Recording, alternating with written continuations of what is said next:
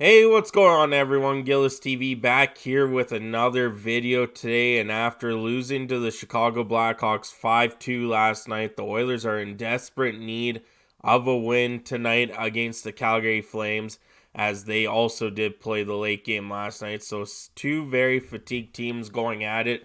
But before we get into all that, we're going to look at last night's game, what the Oilers need to improve now before it gets too late into the season. I know it's only 2 games, but this is where you find out what you need to improve on right away. And some bright spots from, of course, the first 2 games. We're going to talk about the bottom six, who I believe has been our best six forwards out there over our top guys. So we'll get to that in a minute, but if you're new to the channel and don't mind anything Oilers related or NHL related, if you can hit that subscribe button, that'd be greatly appreciated. And I'm sorry about my voice. I'm coming down with something again for like the third time in the last week. So don't mind that. But let's get into it. The Oilers last night lost 5-2 to the Chicago Blackhawks, a team that finished 31st in the NHL last season. Yes, they did go out this past offseason and got guys like Alec Martinez, Teuvo Teravainen, and did upgrade their team. Don't get me wrong, they're not the same team as they were just a season ago. But this was supposed to be a statement game, and the Oilers came out flying for the first 10, 12 minutes, just like they did against Winnipeg, and then just stopped.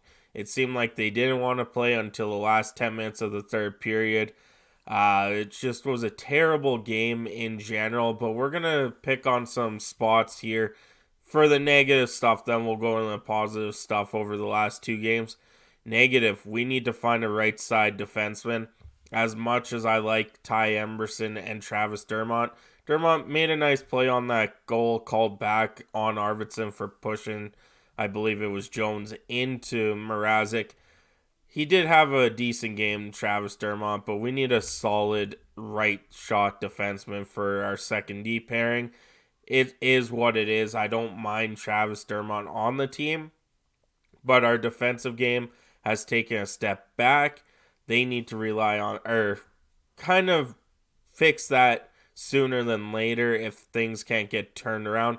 I'm not suggesting a trade right now, but sooner than later would probably be the best option. We'll get into more of the right side defensemen here in just a moment. Goaltending. Goaltending led in, I think they had 30 shots last night, so 11 goals on 50 shots or something in the first 2 games. That ultimately, I know, doesn't all go down on the goaltenders. That's defensive too, and this next stat is part of the reason. It's our penalty kill. They are 5 for 6 for getting scored on. They have one successful penalty kill in the first 2 games. That needs to change. That's the reason we got to the Stanley Cup final last year. Our penalty kill. I know we lost Fogle, we lost McLeod for the penalty kill, but Adam Henrique's capable of doing it. We've seen Victor Arvidsson on it. It just, our penalty kill needs to be more aggressive. Connor Brown and Janmark are doing a fantastic job. Yes, they aren't getting the scoring chances they did last season or in the playoffs for on the penalty kill, but they're doing a really good job. Everyone else needs to come in and get their stuff together for that penalty kill to work out even better. Now, of course, that does mean possibly another defenseman could help that, or just get more aggressive with the forwards. Another statistic, the Oilers have had 68 shots on net in the first 2 games, 2 goals. 61 blocked shots that they attempted to shoot on net. They've been blocked 61 times. You put those numbers together, that's 129 shot attempts they shot at the net. We have 2 goals.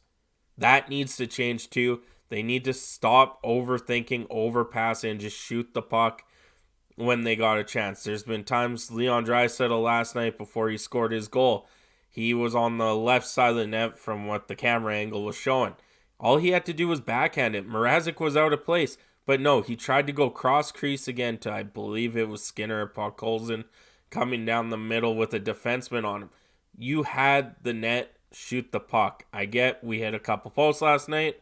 That's going to happen. Ryan Nugent-Hopkins has probably hit about 100 posts in his career in the first 10 games.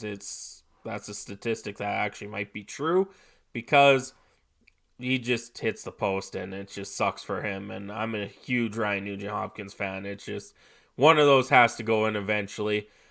But last night's game was just horrific. They do play Calgary tonight. Calgary's 2-0. They did play last night, so Stuart Skinner's probably getting the start. I'm not too sure who started for Calgary last night, but that game is on tonight. A little bit more about the defensemen here now. The Oilers have been rumored to be in talks with Mark Giordano's camp and Kevin Shattenkirk's.